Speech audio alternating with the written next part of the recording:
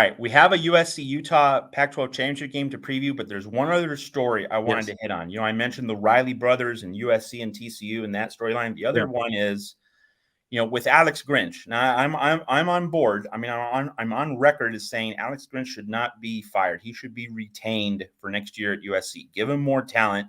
Go into the transfer portal.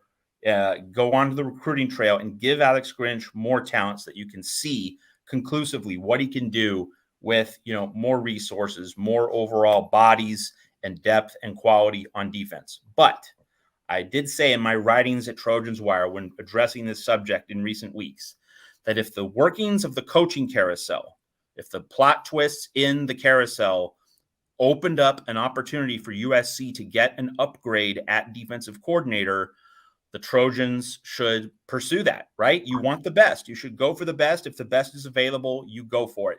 Like there's no law saying that Lincoln Riley has to stay with Alex Grinch as though it's some kind of marriage contract, all right?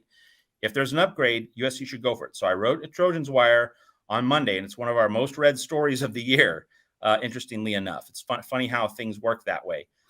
The Green Bay Packers are now the favorite, I would say, to land Jim Leonard. Now that, Wisconsin jilted him, left him at the altar for Luke Fickell, the industry speculation has been for a long time that if Leonard didn't get the Wisconsin head coaching job, the other job he really, really wanted, Packers defensive coordinator. And the Packers have a bad defensive coordinator right now. They're not going to make the playoffs. So one would think that, they're going to want to make a move for Jim Leonard. But since Leonard's not at Wisconsin, and he's a free agent right now, Mike Bone, who, made this ninja move exactly 1 year ago today, November 28th, 2021, exactly 1 year ago today when he hired Lincoln Riley to USC in a move no one saw coming. Can Mike Bone, the stealth ninja, make a move with Jim Leonard's agent and make Jim Leonard the new defensive coordinator at USC? Like, I'm not saying this is likely, just as Lincoln Riley to USC wasn't likely. And I laughed at the notion that Lincoln Riley would come to USC, on the morning that Bruce Feldman said that USC is going to take a swing at it. I laughed it off, but that was before we've seen these unconventional coaching decisions, such as Riley leaving Oklahoma for USC, such as Brian Kelly leaving Notre Dame for LSU. And now Luke Fickell, who seemed to be a guy who wanted just one of two jobs, Notre Dame or Ohio State. And he was holding out, playing the long game for those jobs, much as like Brent Venables played the long game and waiting for his chance to be the coach at Oklahoma.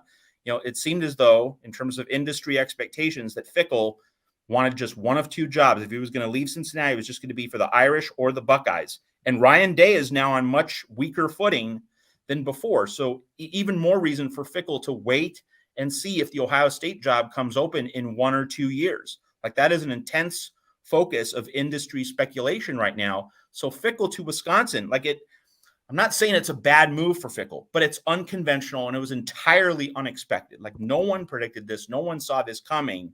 So if we entertain the idea of Jim Leonard going to USC, the logical, natural response is, what? That move doesn't make sense for Jim Leonard. That's not what he's been thinking about. That's not what he's had his eye on. Well, Lincoln Riley, Brian Kelly, Luke Fickell, they all made the same kinds of moves that defied all the conventional wisdom, all the industry expectations. So Mike Bone made one unconventional and spectacular move with Lincoln Riley.